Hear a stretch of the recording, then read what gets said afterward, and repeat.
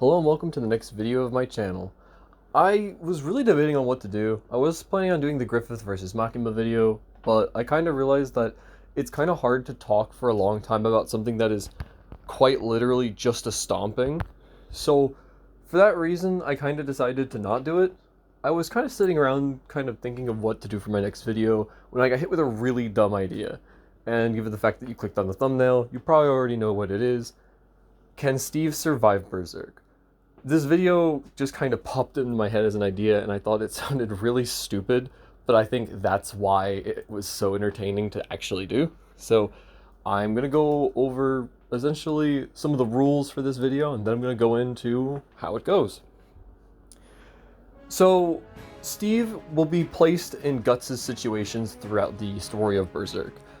I am not going to try to make this something that has like a actual timeline or make anything cohesive, so how or why Steve is doing any of these things is going to be more or less pointless and not said, because I think at this point the idea in the video is so goofy as it is that trying to make a plot for it would just be a waste of time. Steve is going to be considered branded in this case, because I think that'll just make more sense, where why the apostles and such will attack him. So he'll be in the place of Black Swordsman Guts. So Guts and his allies will not assist Steve at all, and essentially just smudge out any picture of Guts in a manga panel and just shove Steve there, and essentially that's what's happening to Steve. Steve will have literally everything and anything at his disposal from his game. From weapons to armor to items. We're assuming this Steve has like completely grinded the game into having everything in almost limitless capacities, which for the most part is possible as long as you're persistent. So I wanted to quickly go over the stats for Steve and the Berserk verse as to sort of just scale them up to each other before I go over the individual battles. For Berserk, I'm gonna actually skip over this section outside of just going over the numbers. I actually gave more detailed explanations in my last video, the Guts versus Chainsaw Man video. So if you want to check out the nuance for the scaling there, I went over it there. Most of the Berserk verse scales up to around 100 tons of TNT, around multiple city block level due to Mosgus' God Breath, and their speed is somewhat of a percent the speed of lightning for the top tiers, and above the speed of sound for most of the mid tiers. So with that being said, let's see how Steve scales in comparison. Well, Steve has some interesting scaling. For those who play Minecraft, you might say it's kind of weird to power scale Steve, since his game is kind of strange and not necessarily very like straightforward for destructive calcs or story things. However, we do know for a fact that a Wither spawning explosion can destroy like 800 cubic meters of basalt, and yes, this is calculated, which ends up being around 38 tons of TNT, or around city block level. Steve can survive this explosion pretty handily with good armor and protection on his armor, so overall Steve should scale to this, and then he's able to hurt the same Wither that can do this sort of damage, and so he should, both attack and defense-wise, scale to around this city block level attack potency. Alright, let's go look at Steve's speed. Wait a minute. What do you mean Steve doesn't have any speed feats? Human level speed? Wait a minute. Alright guys, well it turns out that Steve doesn't have any real concrete speed feats. So he's gonna get blitzed, and that's it. Video's over. Okay, yeah, okay, let's be real. Steve doesn't really have any speed feats. He kinda just runs, and considering he's controlled by the player, I mean, he can have speed potions, but like, he's nowhere near close to the speed of sound, even with upscaling from Enderman teleporting. Like, even if you want to scale him to max spamming Ender Pearls optimally, he still probably isn't reaching these bigger speed feats of Berserk. I didn't really want to just do this video just to say, wow, well yeah, Steve gets washed because everything's faster than him. So I am going to make a caveat just for the sake of convenience. if you're not a fan of it, I'm sorry, but there's literally no other way to do this. I'm going to upscale Steve's speed up to the speed of Black Swordsman Guts, just for the sake of the video, because speed is one of those things in versus battles that honestly is kind of weird. Like, unlike power, which is a lot more concrete to measure, most times people just dodge things, not really thinking about how fast it is in terms of writing. And for Steve, I just thought it'd be more interesting to have it this way. However, I'm not just going to do this and let Steve have this benefit without taking something away, so I will be removing Steve's ability to respawn. I know certain versus battles allow Steve to actually have the ability to respawn, like in-game click the respawn button and spawn somewhere else. I didn't want to do this, because I felt like it was kinda lame. The idea that he could just respawn infinitely would imply that eventually he would just find solutions to every problem, and that doesn't really make for a compelling video. Yeah, like, of course if you have infinite tries to do something, you're bound to get it right eventually. This doesn't mean I'm taking away Totems of Undying though, since I think they are limited and actually have useful applications, and are a lot more interesting to talk about. So in this case, we will allow him to have Totems of Undying, but the idea of just respawning normally is completely taken away from him in this context. So I've both given him a benefit, but also nerfed him a little bit to make this video just a little bit more interesting. So looking at these stats, we get one big thing about it, and it's the fact that Steve is probably getting 1 to 2 shot by literally any Apostle tier character.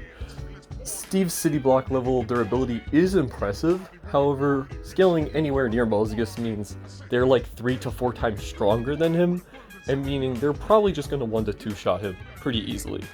So, with that being said, let's see if Steve can survive Berserk. I'm only going to go over main battles here, so if I skip something like Guts fighting a couple thieves, I just didn't think the fight was interesting enough to talk about, and I'm mostly just going over the main encounters per each arc. Before we go over any arc though, I want to ask if Steve can survive the Tidal Wave of Darkness.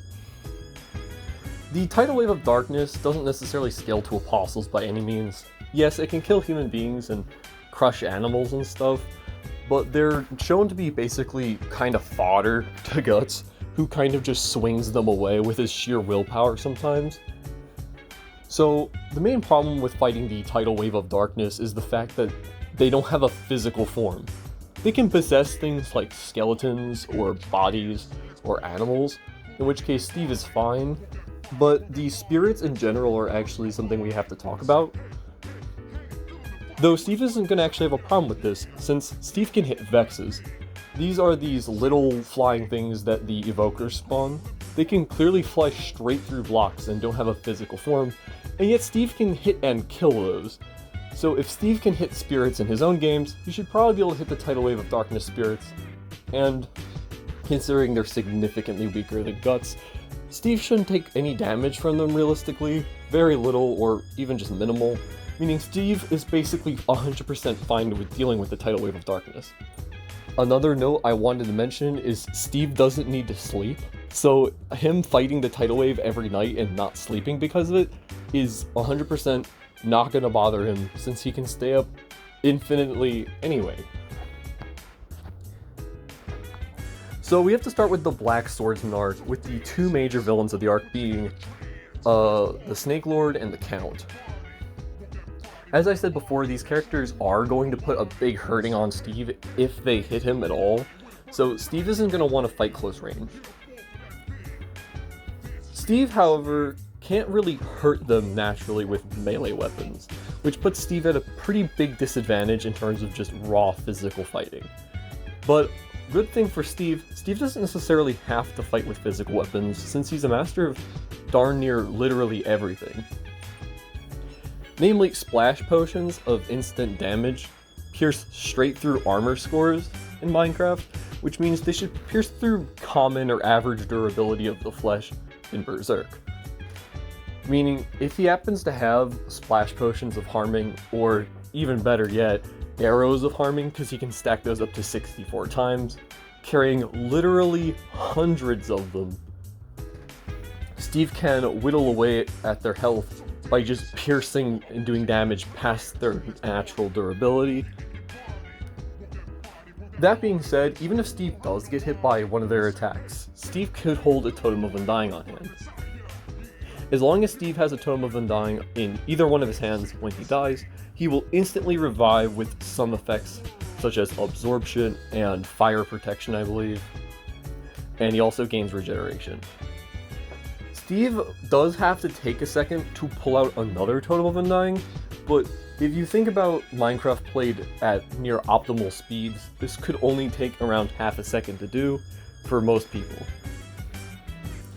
So for someone to fully kill Steve with his Totem of Undyings, they'd either have to completely exhaust his store of Totems of Undying, which could be up to 5 or even 10, or have to hit him so fast and so numerous that he revives and then instantly dies again before getting to pull out another one. However, both the Count and the Snake Lord don't necessarily show speeds that I think would absolutely blitz Steve into not being able to pull out more. Not to mention Steve is just going to make distance and shoot them anyway, which will probably be his game plan more or less. Steve can also just poison them with wither effect and poison potions. These are gonna slowly chip at their health. Once again, these go straight through defensive scoring, and these characters have never been able to show any sort of poison or death resistance, meaning these might just slowly kill them over time. Overall, the Black Swordsman enemies are not that big of a deal for Steve. Next we have the Lost Children chapters, with the main antagonists being Rosine and her elves, which are more equivalently insects. Speaking of, there's a lot of insects here, like a lot of insects. But anybody who knows Minecraft might have an idea what's coming.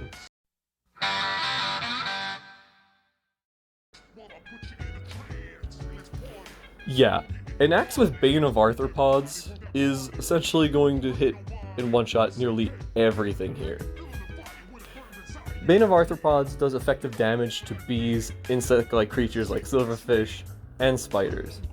So all these insect-like creatures that Rosine have should be affected by the Bane of Arthropods enchantment that you can put on his weapons. Not only does it deal increased damage to them, it also slows them down on hit, crippling them and slowing them down significantly.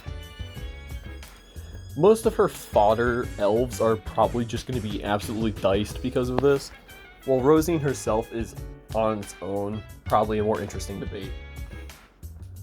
Rosine would likely also have the Bane of Arthropods weakness, as she has very many insect-like traits, namely butterfly-moth ones.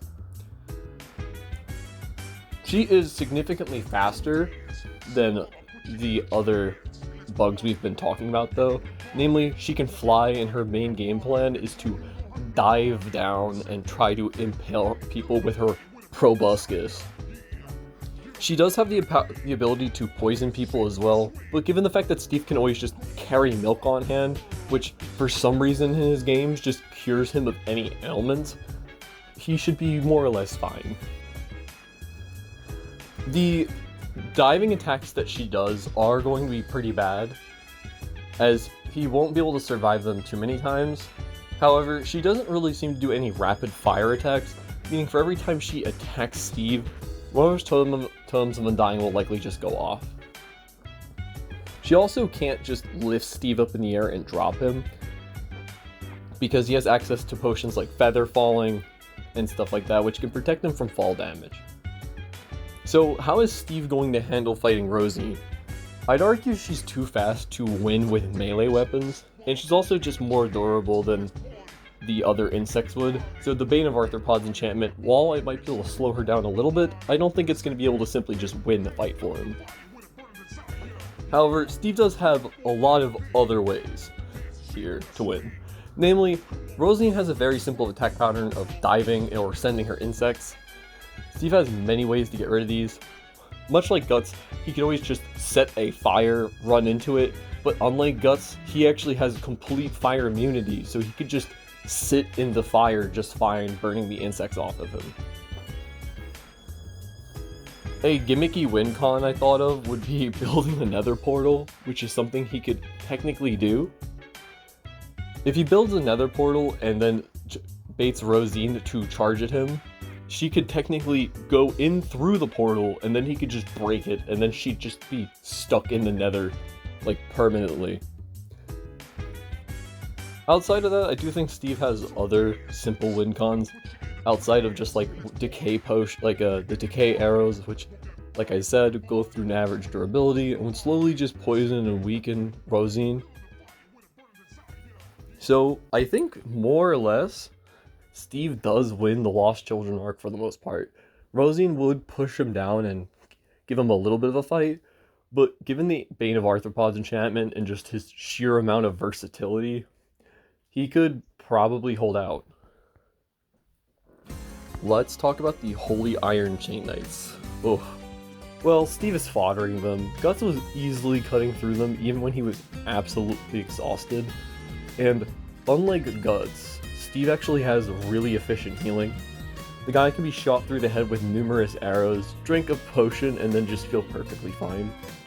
So, unlike Guts, all he needs to do is just have a smack of mutton or something, and he'll be back to tip-top shape. So against these knights, Steve is just going to wail on them, and there's really not a big fight here. Against the cultists in the Conviction arc, it is kind of funny. Guts had to go down there and save Casca, but given the fact that Casca isn't here and Steve doesn't have to save anybody, he mostly just has to contend with the swarm of possessed cultists and the Greatcoat. Steve does come into the cave with a big height advantage. That means he can just build above them and do, quite honestly, some of the stupidest gimmicky stuff ever, such as just pouring hot lava on the entire cave, which, as stupid as that win con sounds, actually works. We see that the guys had a hard time climbing and were actually getting knocked down by Izujiro just throwing pebbles. So if Steve can just build a dome around them and then just drop in lava, they're more or less just gonna get cooked alive in there, and they're not gonna be able to do anything about it. Next, we have the ability to fight. Next up would be Mosgus and his goons. Well, the goons are actually a problem because unlike the other fights where they're one-on-one or Steve versus a swarm of really fodder characters he doesn't really need to think about, Mosgus's goons are both talented and have numbers. I do think this fight is going to be extremely difficult for Steve, and he's going to have to be very efficient. He has totems of Undying on hand, of which he can carry around 5 or 7. He could technically flood his entire inventory, but he's going to want room for other things as well. So, given that, he's probably going to get tagged a couple times by these characters and have to switch out his totems of Undying. Despite their numbers and despite their power, I still think Steve has an advantage here. Steve is a literal master builder, and when building efficiently, he can build up massive walls between him and his opponent to buy time. He also has enchanted golden apples, which work as extreme regen, meaning any attack they do that isn't immediately lethal is gonna be healed. And as I said before, Steve can literally survive arrows straight through his skull, meaning he can regen parts of his organs, meaning unless these attacks are just downright blowing him apart, he can regen pretty okay. Steve will use a plethora of different kinds of potions to just go through their obviously high durability, as I said before, poisoning them and weakening them from afar. Steve is really good at stalling and building time, as he always can just build more walls and block himself off or just dig through the walls to get away from them. Next up is Mosgus. Mosgus himself is actually pretty intimidating, namely the God Hand attacks where he just floods you with like 1,000 punches is actually pretty scary for Steve, because assuming Steve would die to one of the punches, he would revive only to get punched in the face a second time and then die again. Meaning, if Steve gets caught by this, he is going to die, like, for real. Meaning Steve actually has to, like, try and think of a good strategy here. This fight does come right after the Goons fight, meaning he's going to actually have less tools on hand since he had just fought in them. The good thing though is that Mosgus' Fire Breath is completely nullified against Steve, as with enchanting golden apples and just kind of using his potions, he can just passively have fire resistance, which allows him to completely swim through fire, lava, and anything of the sort, meaning the God Breath is likely either going to do very minimal damage, if not damage him at all. So, how is Steve going to work here? I first thought about Steve maybe trying to knock Mosgus off the tower with some type of knockback weapon or punch bow. However, I remembered that Mosgus can fly, and that wouldn't work because he could knock Mosgus off and then he'd just fly back up and then the fight would continue. So Steve is going to actually have to fight him. I thought maybe if Steve had some axe with good enchants on it, he could break Mosgus' skin, much in the same way that Guts did, since the axes in his own game have the ability to break shields. However, I kinda just didn't think that was consistent enough, and if Steve was fighting too close to Mosgus, Mosgus would just flurry punch him and then Steve would die. So, Steve's best option in my opinion is to absolutely cheese this fight, and I think he can do it. One of Steve's most broken potions for this entire series, and you'll see for a couple fights coming up, is the Potion of Invisibility. Steve can essentially, while he doesn't wear armor, completely turn invisible. This means most people who don't have a sixth sense, supernatural sense, or really heightened senses, like smell or something, aren't going to be able to detect Steve very easily, if at all. Using this, Steve can make huge distance on Mosgus by simply disappearing and then running away.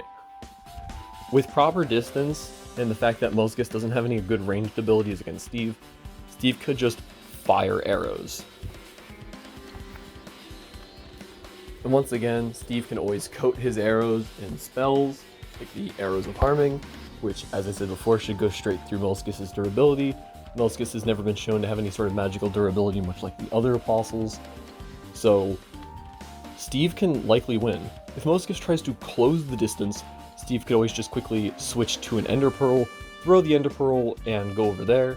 Anytime he needs to, he could just throw a Splash Potion of Invisibility at his feet, and then once again, completely be invisible to Mosgus, who will have to kind of just haphazardly aim to hit him. I don't think this fight is an easy win for Steve. I think he's going to have to struggle and fight for it, but overall, I think Steve wins conviction pretty handily.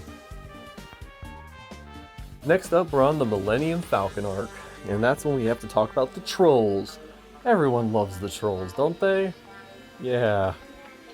Well, good news for you troll haters out there. They're fodder to Guts, and they're even more fodder to Steve.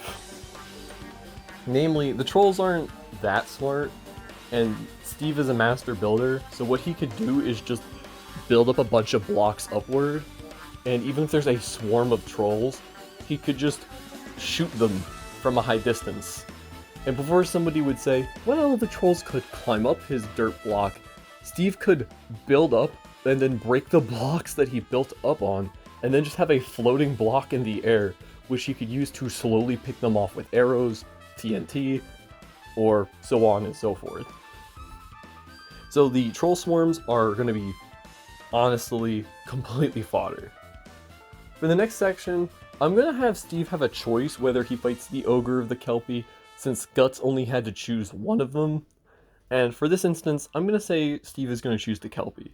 The Ogre is a little bit of a hard matchup for Steve, because he's stronger than most of the apostles Guts had fought up until that point, and he has access to regeneration. And that would be a really long battle of attrition for Steve that I don't think he necessarily wants to do. The Kelpie is annoying and dangerous, but Steve is more than capable than fighting some type of water creature. He's swum through ocean monuments and fought in Guardians before, so water combat isn't foreign to him. He also has a Triton, which could be enchanted to do extra damage to water, or which can be enchanted to do extra damage to enemies that dwell in the water, which would likely apply to the Kelpie. The Kelpie could try to drown Steve, but given the fact that Steve has access to water breathing potions, means that there's a good chance Steve could just survive this. If Steve gets caught off guard, Steve can still hold his breath for a long period of time. And I do think there is certain instances where maybe Steve just gets one shot or something by that Kelpie because he just didn't prepare correctly. But under good circumstances, and assuming Steve had little to any time to prep, he's going to be able to win this just fine. The troll base is even easier than fighting the swarm of trolls, because invisibility potion, like, let's just say that there's something in the cave Steve has to get, and he has to go in there. Steve could just drink an invisibility potion, run past all the trolls, get the thing, and then leave. The trolls, while they're not entirely stupid and can use tools and such, I don't think they're going to have some type of overwhelming supernatural sense to Steve. As when Farnese and Casca have like the silver on, they're more or less just unaware of their existence, despite the fact that they're literally right in front of them. I'm not going to be talking about the Slan encounter for Steve, namely because that wasn't really a fight. I think it's too awkward to be called a fight, where she kind of just appears, messes with Guts' head, and then Guts just stabs her, and then she disappears. By that reason, Steve could realistically just do the exact same thing. It's not like Guts is beating Slan in this moment, it's more of just he's making her go away, and that's not really a fight. Next is probably one of the most difficult encounters Guts has ever had, which is the fight against Grunvelg. Steve is kinda in trouble here. He's both a master fighter and can shapeshift into a massive dragon with really high durability. It forced Guts to use the Black Swordsman armor, meaning the dragon form is way higher than the God Breath Calc for Moscus, meaning this thing is absolutely one-shotting Steve. I was thinking about how Steve needs to win this fight when I realized something. Guts never beat or killed Grunvelg. He kind of just left and ran away. So if by extension Guts didn't need to beat Grunvelg, we don't necessarily have to have Steve beat Grunvelg either. We already know that Steve is a master of escaping, so you already know what this means.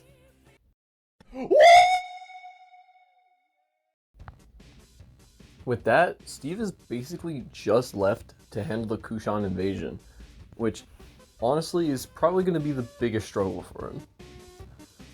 I'll be real, the familiars are the first part Steve has to fight, but they're probably not going to be that much of a problem. They're like the trolls, but maybe a little stronger, and he could ultimately just ignore them and systematically kill them by outranging them, or just build up really high and then chase after the summoners themselves. It may take a long time for him to kill all of these, but eventually he can do it. If he stands up really high in the air, even the giant elephants aren't really going to be a big problem if he can just build up high enough and just avoid them entirely. That being said, we have to get to the actual meat and potatoes of the fight, and that is versus the Kundalini, which Daiba summons. This giant water snake is unironically the strongest thing Steve has to fight, and since Guts actually beat this thing with the help of Serpico, we actually do have to make him beat it. Steve can't really engage this thing up close. I initially thought, well, Steve could go in the water, and using water breathing can simply just survive and swim up this Kundalini and then kill the snake that is controlling it as a whole, or just attack Daiba. The issue is that the Kundalini controls the water, and thus if Steve went in the water, he'd just be blatantly putting himself at a massive disadvantage, even with water breathing, it uses water. So by being in the water, he's just increasing the chance that he's going to get hit by something, and that sucks. The Kundalini attacks by shooting extremely pressurized, almost laser beams of water that would instantly cut through Steve and kill him just about in one hit.